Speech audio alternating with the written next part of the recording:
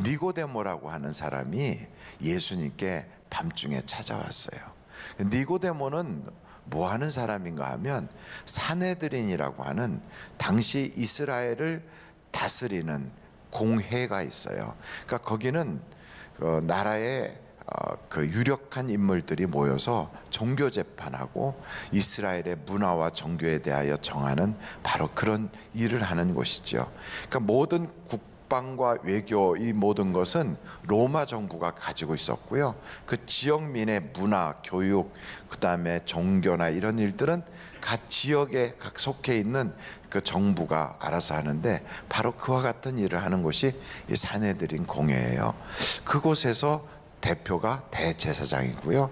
그리고 그곳에 있는 사람들을 공회원이라고 그렇게 부르거든요. 근데 그 공회원 중에 한 사람이 바로 이 니고데모입니다. 우리나라로 말하면 국회의원쯤 된다고 볼 수가 있어요. 근데 이분이 왜 밤중에 예수님을 찾아왔을까?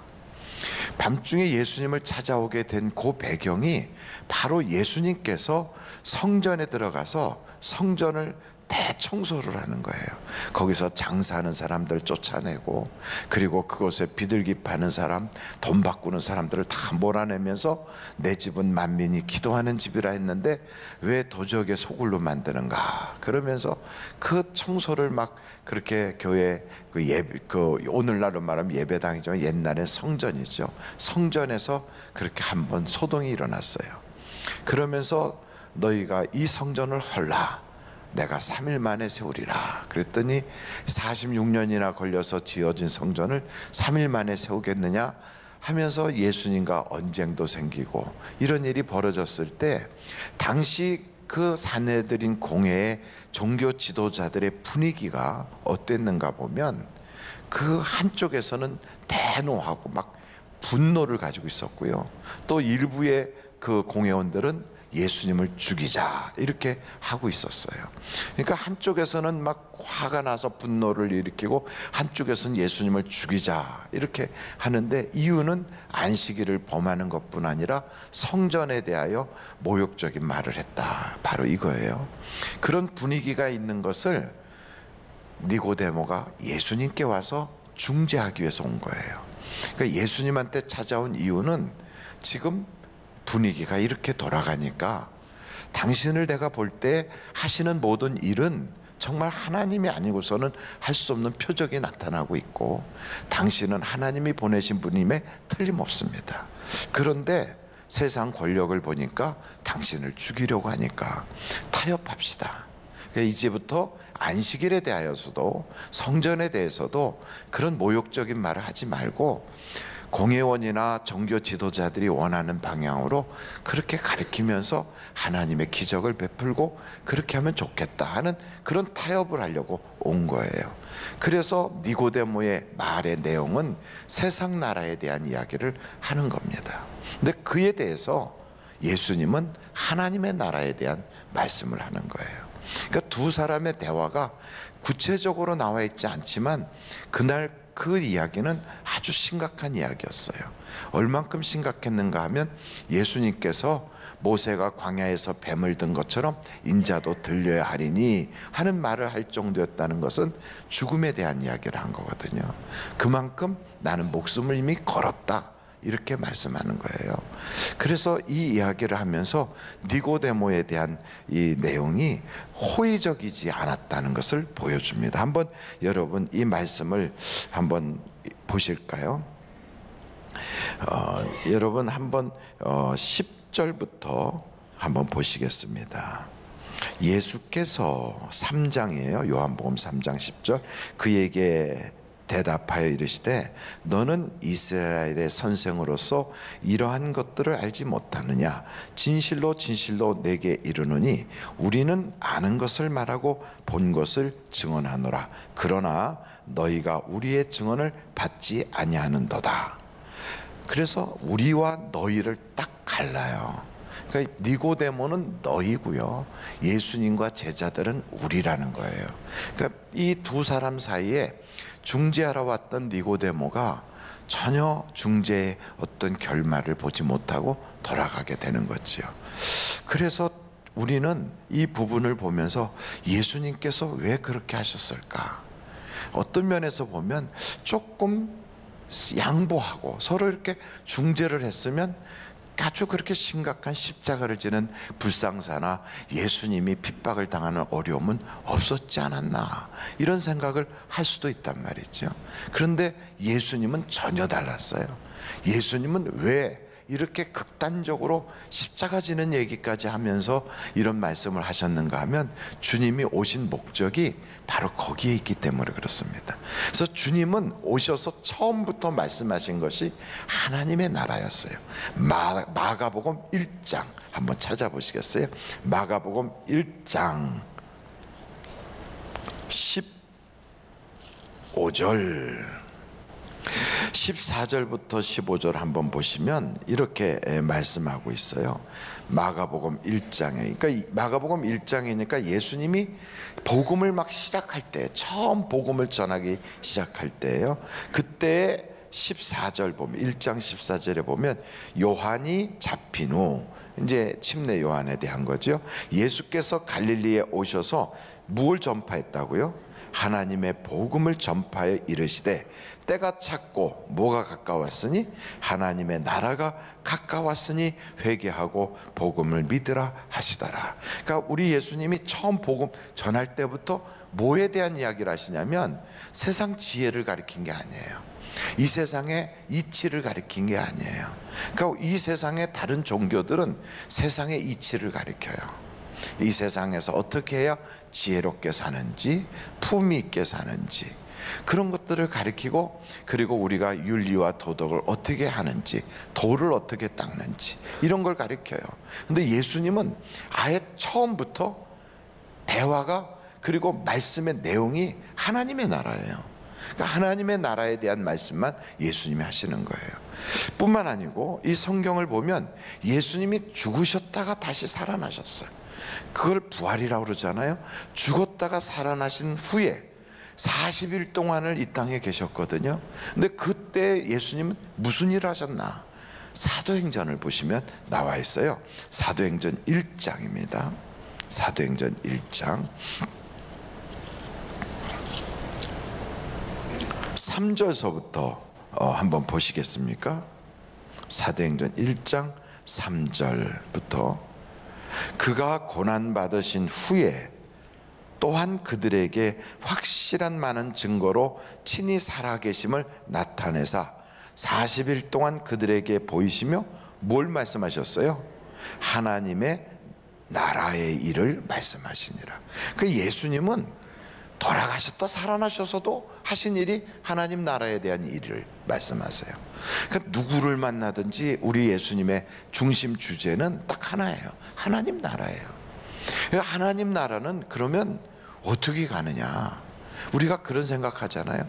예수님은 하나님의 나라에 대해서 그렇게 말씀하시고 예수님뿐이 아니에요. 그러니까 예수님한테 영향을 받았던 제자들도요, 다 그들의 대화 속에는 하나님의 나라가 있어요.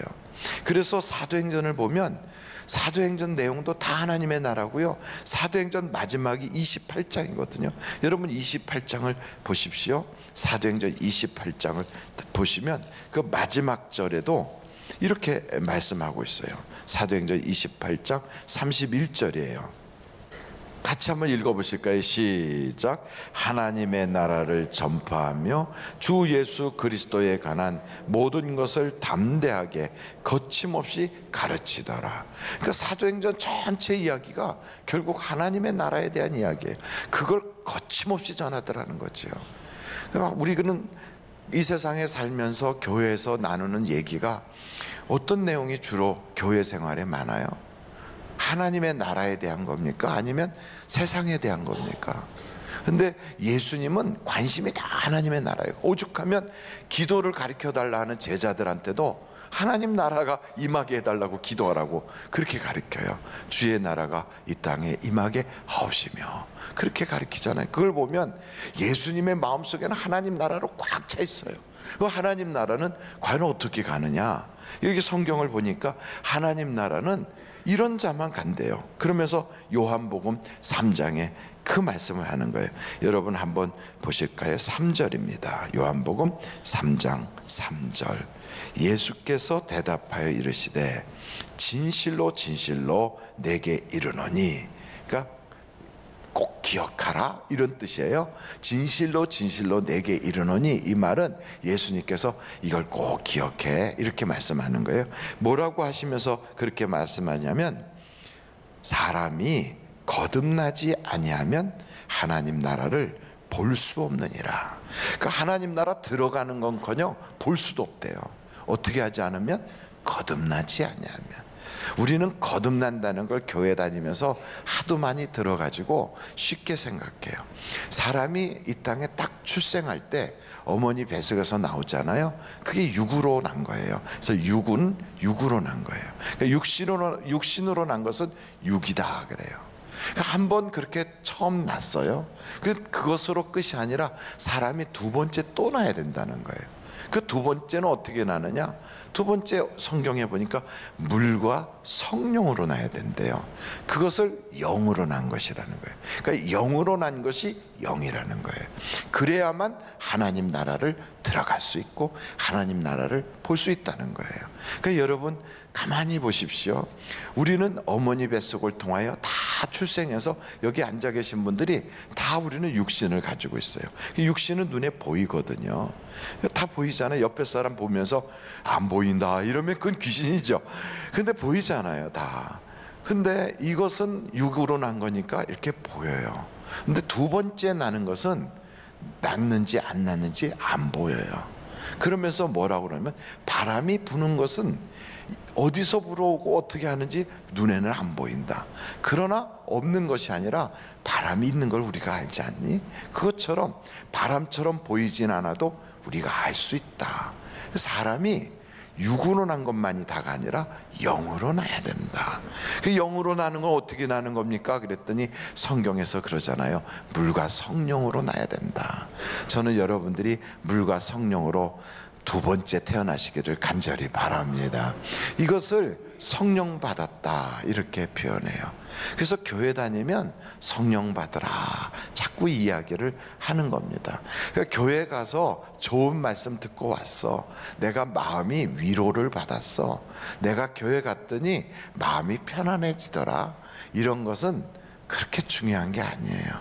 그러니까 교회 다니는 사람에게 꼭 필요한 게 있다면 성령 받았느냐, 이게 중요한 거예요.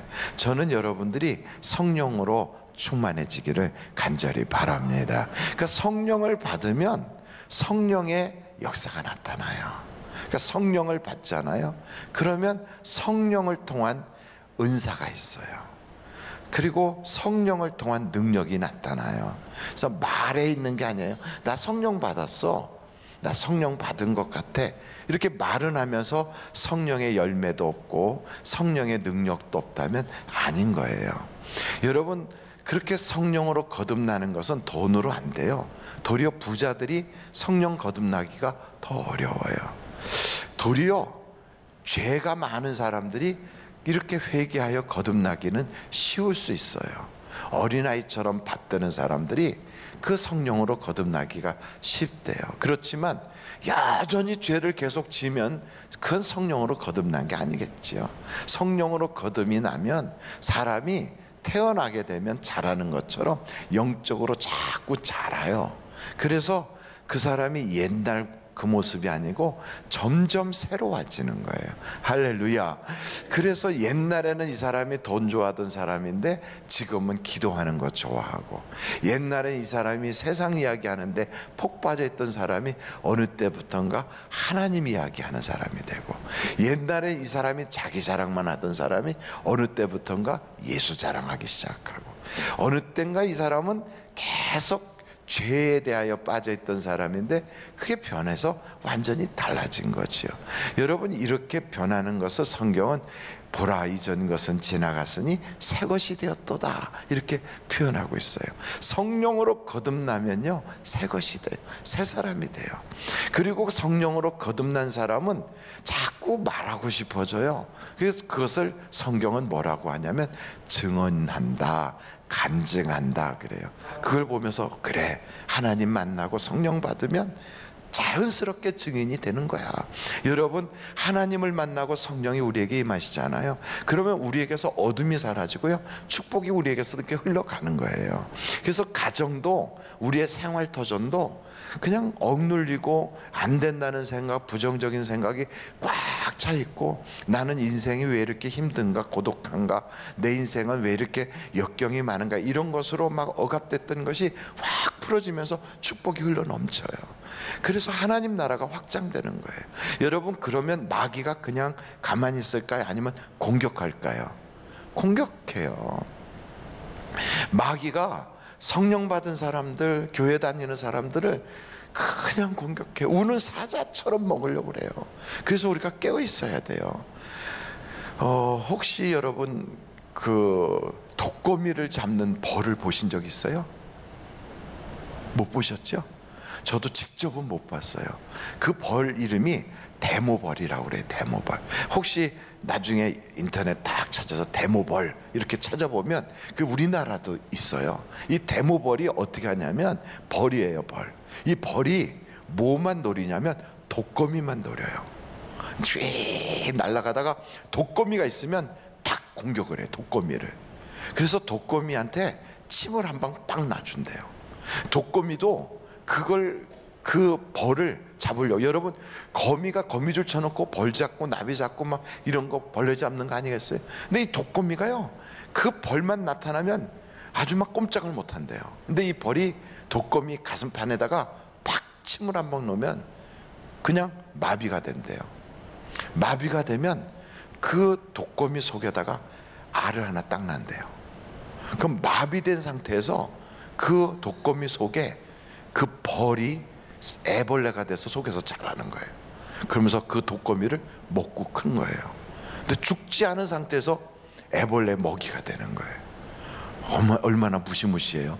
야, 그래가지고 딱 그 침을 놓고 마비가 되면요, 그러면 굴을 이렇게 독거미가 살던 굴을 잘 정리를 해갖고 그 독거미를 끌고 줄줄줄 가가지고 거기다 놓고 흙으로 싹 덮어놓는데요. 안 죽고 그 속에서 있으면서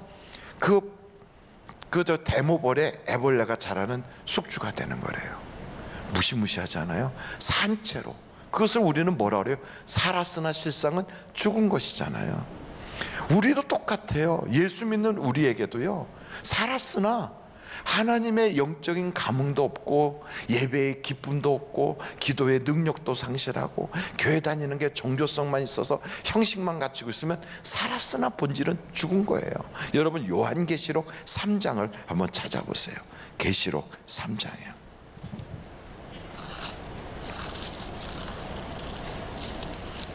계시록 3장 1절 한번 다 같이 읽어보시겠어요? 시작. 사대교회 사자에게 편지하라. 하나님의 일곱 영과 일곱 별을 가지신 이가 이르시되, 내가 내 행위를 아노니 내가 살았다 하는 이름은 가졌으나 죽은 자로다.